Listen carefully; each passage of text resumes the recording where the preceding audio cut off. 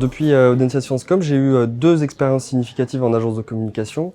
La première dans une petite agence éditoriale qui s'appelle Unedit à Paris.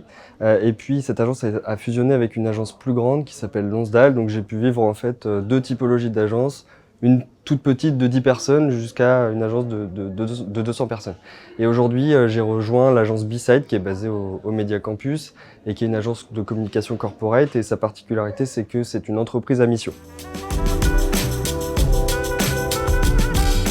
Mes missions, j'en ai 3. La première, ça va être le conseil auprès de mes clients, c'est-à-dire la production de recommandations en fait, stratégiques et opérationnelles, en binôme avec une directrice conseil.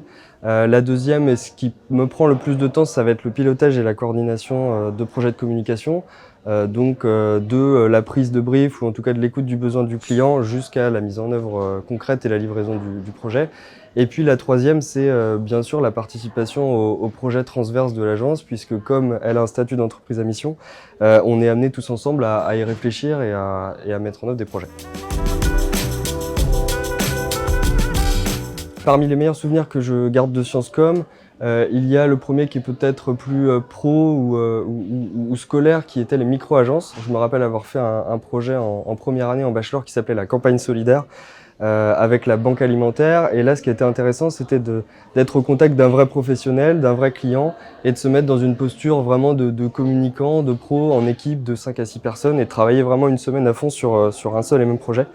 Et puis le deuxième, c'est plutôt la vie étudiante. Ça a été ma participation au bureau des étudiants où on a pu créer, imaginer des événements, des activités extrascolaires, extra-professionnelles, ce qui participe beaucoup, je pense, à la vie d'un étudiant et ce qui est très important. Mon conseil aux futurs communicants, ce serait de multiplier les expériences professionnelles. Ça se fait en rencontrant des professionnels, bien sûr, lors de stages ou lors de conférences ou même ailleurs, pour ensuite, tout naturellement, trouver sa voie. Et c'est ce qui m'a permis, moi, aujourd'hui, de me sentir bien dans ce que je fais aujourd'hui.